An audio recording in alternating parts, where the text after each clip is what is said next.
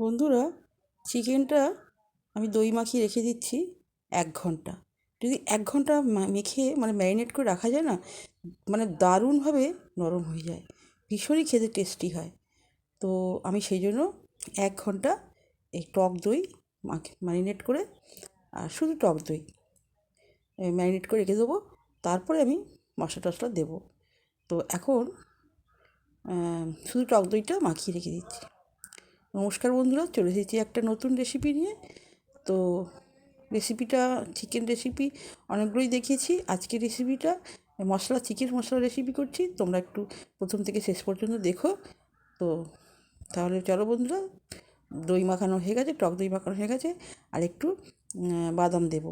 এটা না গ্রেভির পক্ষে ভীষণ ভীষণ ভালো লাগবে। খুব ঘন ঘন হয়, খুব টেস্টি হয়, কাজু বাদাম কিংবা চীনা বাদাম।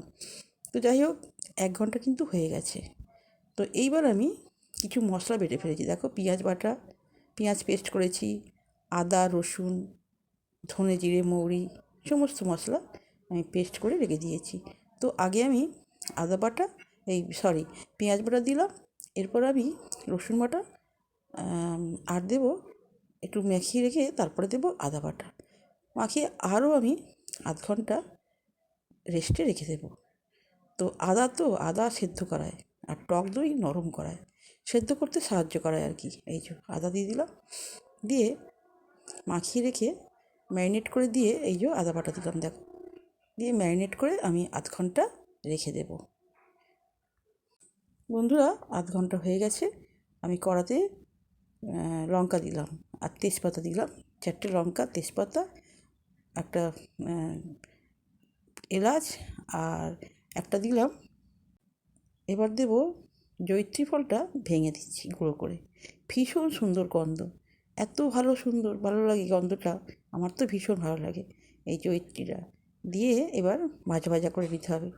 হ্যাঁ, কিন্তু বেশি আমি তেল খরচ করব না। অল্প তেলে চিকেন রেসিপি দারুণ হয়। আর একটু পেঁয়াজ আমার পেস্ট করা আছে, থেঁতো করা আছে, সেটা আমি ভেজে নিচ্ছি। পেঁয়াজ আর রসুন অল্প করে এটা তেলের সাথে ভেজে নিতে হবে, দারুণ লাগে। কিছু মাখা আছে, আর কিছু ম্যারিনেট করা আছে, আর কিছুটা রসুন আর পেঁয়াজ ভাজা হলো, ফ্রাই করছি। তো ভালো করে ভাজা ভাজা হয়ে গেলে এতে দিলাম একটু বাদাম বাটা। বাদামটা একটু ভেজে নিতে হবে বন্ধুরা, ভেজে নিলে না টেস্টটা বেশি হয়, আর গ্রেভিটা দারুণ লাগে, দুর্দান্ত লাগে। সেই জন্য আমি একটু বাদাম দিলাম, কাজুও দেওয়া চলে, চীনাটা আমার ছিল হাতের কাছে তাই দিলাম।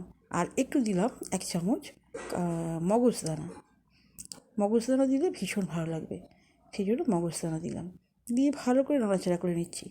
হ্যাঁ, নাড়াচাড়া করলে খুব টেস্টি হয়। আর কষে নিতে হবে আর কি, যেটা বলে। যাই হোক, এবার টমেটোটা আমি দিয়ে দিলাম, দিয়ে আরও ভালো করে নাড়াচাড়া করে নিতে হবে। বেশ, টমেটোটা একদম মশলার সাথে বন্ধুরা মিশে যাবে। হ্যাঁ, মিশে গেলে তবে কিন্তু আমি এই চিকেনটা দিয়ে দেবো। দেখো, এবার চিকেনটা আমি দিয়ে দিয়েছি, টমেটোটা মোটামুটি মিশে গেছে। আর এবার চিকেনটা আমি ম্যারিনেট করা চিকেন দিয়ে দিলাম, দিয়ে ভালো করে কষে নেব। কষে নিতে হবে চিকেনটা কিন্তু দইয়েতেই নরম হয়ে গেছে, আর খাবার সময় ভীষণ ভালো লাগবে, খেতে দুর্দান্ত। তো ভালো করে আমি ম্যারিনেট করে নিচ্ছি বন্ধুরা, কষে নিচ্ছি। তো কষতে একটু ভালো করে যত কষবে চিকেন, তত কিন্তু টেস্টি হবে, কারণ ঝাল মশলাটা ওর মধ্যে যাবে আর কি, চিকেনের মধ্যে যাবে। তাই ভালো করে আমি নাড়াচাড়া করে কষে নিচ্ছি।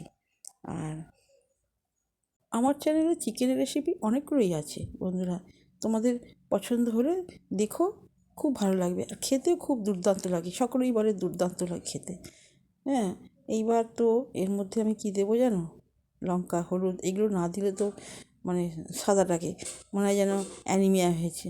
সেই জন্য একটু লঙ্কা, হলুদ, আর একটা কিন্তু মশলা আমি দিতে বাকি আছে, এটা কিন্তু দিই না।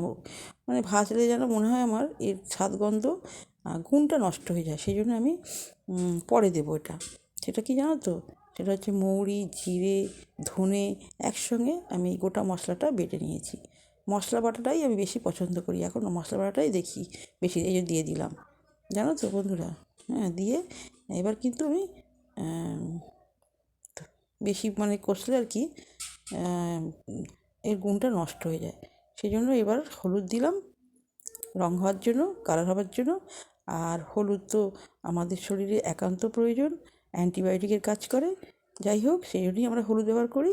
আর এইটা একটু ঝাল ঝাল না হলে চিকেন কিন্তু খেতে ভালো লাগে না, সেই জন্য লঙ্কা গুঁড়ো দিলাম। চিকেনে একটু ঝাল হলে তবে সে টেস্টি হয় শুনেছি, তো আমারও মনে হয়, যেটা খেয়েও দেখেছি। ঝাল একদম যেদিন বিস্বাদ লাগে এক একদিন ঝাল আমি কমই দিই। ঝালটা অবশ্য খুব যে দিই তা না, একদম মানে আমি তো নিজেই ঝাল বেশি খেতে পারি না, তো কম কম ঝাল হয়। হ্যাঁ, এইবার আমি কিছুটা আলু ভেজে রেখেছি, অল্প একটুখানি আলু দিই, কারণ একটু গ্রেভিটা আরও একটু বেশ ঘন ঘন হওয়ার জন্য একটু আগে আলু দিই। আর একটা দুটো আর কুচো আলু দিয়েছি, অল্প আলু দিয়েছি। তো যাই হোক, এইবার কিন্তু আমি গরম জল দিয়ে দেবো। জলটা আমি গরম করেই রেখে দিয়েছি। চিকেনে গরম জল দিলে, আর দেখো ধনে পাতাটাও দিয়ে দিলাম। ধনে পাতা দিয়ে এইবার কিন্তু আমি ধনে পাতাটা মিশিয়ে গেল আর কি। আর এইবার আমি জল দিয়ে দেবো, গরম জল।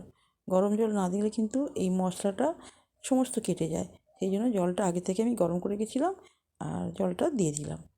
দিয়ে এইবার আমি একে মানে টকবক করে ফুটতে দেবো। মানে হালকা মশলা, আর খেতে অতি দুর্দান্ত হবে। দেখো কালারটা কি সুন্দর হয়েছে, এই রকম কালারটা হয়েছে।